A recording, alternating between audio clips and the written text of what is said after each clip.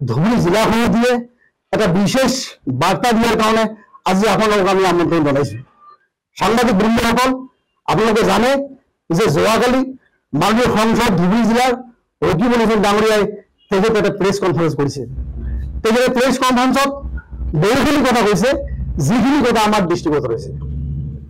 আমি প্ৰথমতে ধুবুৰী আৰক্ষী অধীক্ষক মহোদয়ক ক'ব বিচাৰিছো যে দুদিন আগতে ৰকিবুল হুছেইন ডাঙৰীয়া আৰু বিধায়ক আব্দুল সোবানে যি বাইক ৰেলী কৰিলে হেলমেট নিপিন্ধাকৈ, এই হেলমেট নিপিন্ধাৰ আপোনালোকে ইমান সময়লৈকে চালান কাটিছিলে কাটা নাই, সেইটো ধুবুৰীবাসী ৰাইজক জ্ঞাত কৰিব লাগে।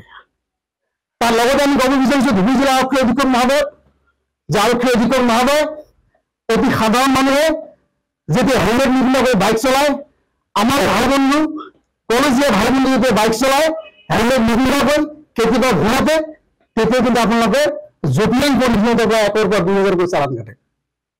মাননীয় আৰক্ষী অধীক্ষক মহোদয় যেতিয়া আমাৰ সাধাৰণ শ্ৰমিক কামত যাওঁতে বাইক লৈ যাওঁতে ঘূৰাতে হেলমেট নিপিন্ধাকৈ যায়, তেতিয়াও কিন্তু আপুনি চালান কাটি 1,000 2,000 টকাৰ হাৰাশাস্তি দিয়ে। আপোনালোকৰ এই বৈষম্যমূলক কিয় ইমান সময়লৈকে আপুনি কিয় ৰকিবুল হুছেইন ডাঙৰীয়া আৰু বিধায়ক আব্দুল সোবানৰ আপোনালোকে চালান কিয় কাটা নাই? আপুনি অতি সোনকালে চালান কাটি ৰাজহুৱা কৰক। তাৰ লগতে আমি ধুবুৰীবাসী ৰাইজক, ধুবুৰীবাসী ৰাইজ আমাৰ অভিভাৱক হয়, আমাৰ ছাত্ৰ সমাজৰ পৰা আৰম্ভ কৰি যুৱ সমাজৰ অভিভাৱক হয়।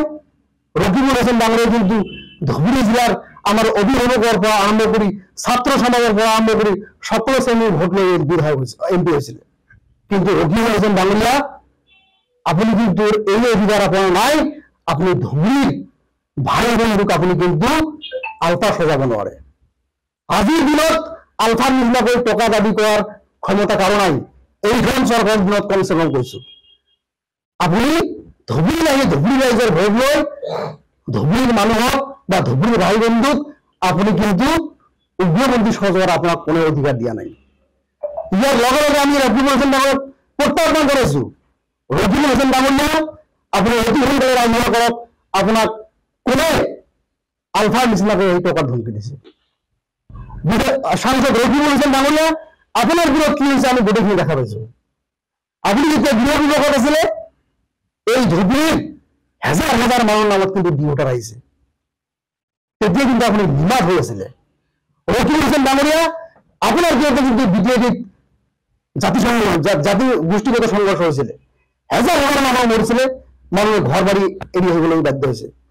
আৰু আপুনি ধুবুৰী সাংসদ হৈ আপুনি কিন্তু কেতিয়াও সংসদত গৈ ধুবুৰীৰ সঠিক উপস্থাপন কৰিব পৰা নাই। আপুনি যেনেকৈ ধুবুৰীবাসীক দেখুৱাই আছে আপুনি যেন ধুবুৰী ৰজা। আমি আগতে দেখা পাইছিলো ব্ৰিটিছে ক্ৰিকেট খেলিছিলে আৰু আমাৰ দুৰ্বল ভাগ লৈ কিন্তু বহু আমি ক্ৰিকেট খেল চাইছিলে। আপনি সেই টাইমে আপনি গৰিবুৰ ফিল্ডত আপনি ক্ৰিকেট খেল পাতিছিলে, ক্ৰিকেট খেল পাতি আপনাৰ আভিজাত্য দেখাব বিচাৰিছিলে আৰু আপুনি ভাবিছে যে ধুবুৰীৰ অতি সাধাৰণ ৰাইজত আপোনাৰ এই ক্ৰিকেট খেল অতি সাধাৰণ ৰাইজে আহি বহি যাব, কিন্তু ধুবুৰীবাসী ৰাইজ আপনাক প্ৰত্যাখ্যান কৰিছে। ৰকিবুল হুছেইন ডাঙৰীয়া আপোনাক আমি প্ৰত্যাখ্যান জনাইছো। আপুনি ধুবুৰীৰ ক'ত ক'ত কি কাম কৰিছে আপনি ৰাজহুৱা কৰক। আৰু আপুনি আমাক যে টাৰ্গেট কৰিছে বা লক্ষ্য কৰি লৈছে যে আপুনি লক্ষীপুৰত টকা পঠাই দিয়াটো আমি দেখিছো আৰু প্ৰদ্যুৎ বৰদলৈ ডাঙৰীয়া 25 লাখ টকা দিছে, এইটো আমি দৃষ্টিগোচৰ কৰা নাই। মাননীয় ৰকিবুল হুছেইন ডাঙৰীয়া আমি সেইটো দৃষ্টিগোচৰ কৰিছো আৰু প্ৰদ্যুৎ বৰদলৈ ডাঙৰীয়াকে কিন্তু আমি ধন্যবাদ জনাইছো যে তেখেতে আমাৰে সত্ৰত 25 লাখ টকা দিছে। আপুনি কি কৰিছে? আপুনি তৈলবদ্ধন কৰি তৈলবদ্ধন কৰাৰ উদ্দেশ্যে আপনাৰ সভাপতিৰ দেউতাকেৰ নামে একটা ঘৰ নিৰ্মাণ কৰে 10 লাখ টাকা দিয়েছে। ধুবুৰী ৰাইজেৰ টাকা কিন্তু এইবিলাক ৰাইজেৰ টাকা হয়। আপনাৰ এই অধিকাৰ নাই। আপনি তৈলবদ্ধন কৰাৰ কাৰণে আপনি ধুবুৰীৰ 10 লাখ টাকা আপনার সভাপতির দেউতাকের নামে দিব ঘর বানানোর উদ্দেশ্যে। আপনার এই অধিকার কিন্তু কোনো দিয়া নাই। আপনার প্রতি ধুবুৰী ৰাইজেৰ এতিয়ালৈকে যথেষ্ট ক্ষোভ আছে। আগন্তুক দিনত আপনি নিজকে স্বামীগুৰ নিচিনা পৰিৱেশত নপৰে, তাৰ কাৰণে কিন্তু আপনাৰ লক্ষ্য ৰাখাৰ কাৰণে আমি কিন্তু ধুবুৰী জিলাৰ পৰা সদন গড়িয়ে নিয়ে বেশি জাতি বস্তু আপনার সকলে দিছো। আপনি যিমানে নহওক কিয় আপনার কার্যকলাপ আর আপনার ব্যবহার অতিষ্ঠ হয়ে সামগ্রিক রাইজে কিন্তু আপনার সামগ্রিক টাইম বলে বান্ধব খেতে পাঠাই দিয়েছে। আগন্তুক সময়ত ধুবুৰী জিলাক সঠিকভাবে যদি আপনি নেতৃত্ব দিয়ে তেতিয়াহ'লে কিন্তু আপনাৰ ধুবুৰীবাসী ৰাইজ সামগ্ৰিক আপনাৰ যি দেখা কৰেছে ধুবুৰী রাইজে কিন্তু আপনার সেই একটা অবস্থা করব। লগতে আপনি কেইটামান কথা উত্থাপন করেছে, সিন্ডিকেট ফেন্ডিকেট কিবা কিবা আছে নাই আপনার গোটেইখিনি জ্ঞাত, তার লগতে কিন্তু আমারও জ্ঞাত আছে যে আপনার এজন বিধায়কও কিন্তু এই সিন্ডিকেটৰ টকাৰ অংশ পায়। এইখিনি আপুনি ভালদৰে খবৰ ল'ব আৰু তাৰ পিছত আপুনি এইখিনি কথাৰ ওপৰত কথা ৰখাটো ভাল, নহলে কিন্তু আপুনি এই কেইদিন আগতে কিন্তু আপুনি আমাৰ সন্মানীয় মুখ্যমন্ত্ৰীৰ লগত ফাইট কৰিছিলে, মুখ বাধ্য কৰিছিলে, কথা বতৰা কৰিছিলে মিডিয়াৰ যোগেদি। আজি কিন্তু আপুনি বাধ্য হৈছে ধুবুৰী সাধাৰণ ল'ৰাবিলাকৰ লগত মুখ বাধ্য কৰাৰ কাৰণে।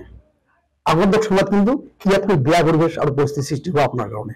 দেখা গৈছে যে যেতিয়া বাইক ৰেলী কৰিছিল সেই বাইক ৰেলী কৰাৰ বাতৰি পৰিৱেশন তেখেতে সিন্ডিকেটৰ যিসকলে পইচা পায় তেখেতসকলে এই বাতৰিটো পৰিৱেশন কৰিছে আৰু কিমান যুক্তিসংগত, তাৰমানে তেখেতে সংবাদ মাধ্যমক টাৰ্গেট কৰি লৈছিল। তেখেতে যিটো কৰিব তেখেতে আইন উল্লংঘন কৰিলে যাতে কোনেও নকয়।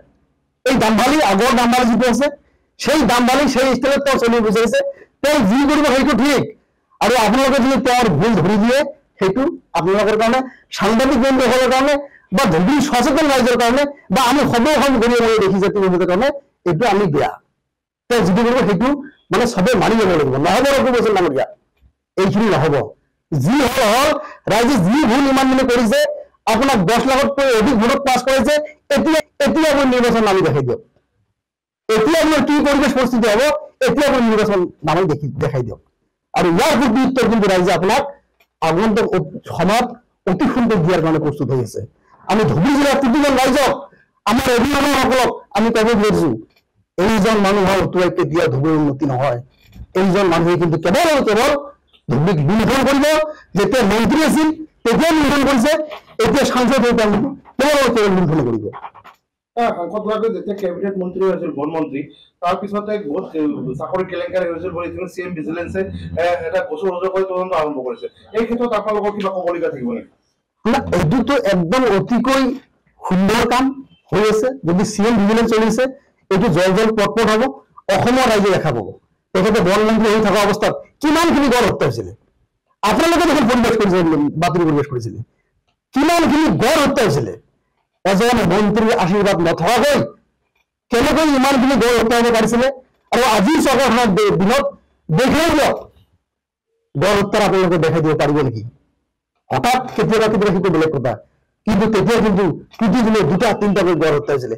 আমি ভাবো যে এই কাৰ্যত গড় হত্যাৰ কাৰ্যত তেতিয়াৰ বনমন্ত্ৰী ৰকিব হোসেন ডাঙৰীয়া প্ৰত্যক্ষভাৱে জড়িত হৈ আছিলে। চাকৰিৰ ক্ষেত্ৰত এটা খেলি মেলি হোৱাৰ অভিযোগ উঠিছে, দুৰ্নীতি কৰাৰ অভিযোগ উঠিছে, এই ক্ষেত্ৰত কিবা ক'ব লাগে? চাওক, এইটো অসমৰ আইন আছে আৰু মাননীয় মুখ্যমন্ত্ৰী মহোদয় যিহেতু চিএম ভিজিলেন্স কিবা কিবি আছে, বিভিন্ন এজেঞ্চিৰ হতুৱাই এইটো তদন্ত কৰি আছে, নিশ্চয়কৈ এইটো তদন্ত হ'ব আৰু জল জল পটপট হ'ব।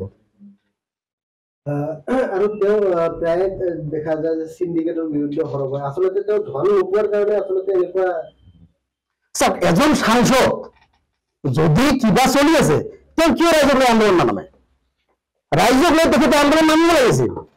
তেখেতে মিডিয়াৰ যোগেদি এইবিলাক কথা কৈ আছে। যদি ক'ৰবাত কিবা সিন্ডিকেট চলি আছে তাৰ পৰা তেওঁ মুনাফা লাগে, এইটো উদ্দেশ্যে আমি হ'ব, এইটো উদ্দেশ্যে তেখেতে এইখিনি মিডিয়াৰ যোগেদি কৰি আছে। যদি তেওঁ সঁচাকৈ ৰাইজৰ লগত থাকিলে হয়, সঁচাকৈ ৰাইজৰ হৈ মাত মাতি আছে সিন্ডিকেটৰ বিৰুদ্ধে, তেতিয়া তেওঁ কিন্তু নিশ্চয় সঁচাকৈ ৰাইজক লগত লৈ বৃহৎ আন্দোলন কাৰ্যসূচী লোৱা হয়। আমি তেওঁক এইখিনি প্ৰত্যাহ্বান জনাইছো। ৰকিব হোসেন ডাঙৰীয়া, মাননীয় সাংসদ, আপুনি ৰাজপথত আহক ৰাইজক লগত লৈ, তেতিয়া কিন্তু আপোনাক আমি ৱেলকাম জনাম। নহ'লে কিন্তু আমি ভাবিম যদি ক'ৰবাত কিবা চলি আছে তাৰ পৰা আপুনি মুনাফা লোৱাৰ কাৰণে আপুনি এইখিনি মুখবদ্ধ কৰি আছে। এবছৰ পূৰ্বে দেখা যায় যে কংগ্ৰেছৰ এগৰাকী বিধায়কে তাতে গৈছিল, এই সিন্ডিকেট য'ত চলি থাকে তাত গৈ গৈছিল, আন্দোলন কৰি বিধানসভাৰ উত্থাপন কৰি পৰৱৰ্তী একেবাৰে নিমাত হৈছিল। আমি যিটো শুনিছো বা জানিছো যে এই বিধায়কজন কিন্তু এই ৰকিব হোসেন ডাঙৰীয়াৰ নেমত বুলি ফুৰে, আপোনালোকে ভালদৰে জানে। এই বিধায়কজন তাৰ পৰা নাইকিয়া মুনাফা পাই আছে, এইটো কিন্তু আমি জানিছো বা আপোনালোকে মিডিয়া বন্ধুসকলে কিন্তু আপোনালোকে জানে যে এবাৰ আন্দোলন কৰিব গৈ পিছত আন্দোলন কৰাৰ ধমকি দি খ্ৰীষ্টানদেৰ অৰ্থ কি? ইয়াৰ অৰ্থ আপোনালোকে নিজেই মনে ল'ব, বা অসমৰ ৰাইজ বা ধুবুৰী জিলাৰ ৰাইজ বা গোলঘাট সমষ্টিৰ ৰাইজে কিন্তু ভালদৰে জ্ঞাত হৈছে যে আন্দোলন কৰাৰ 2 তাৰিখ ঘোষণা কৰাৰ পিছত তেখেত নিমাত কি হ'ল।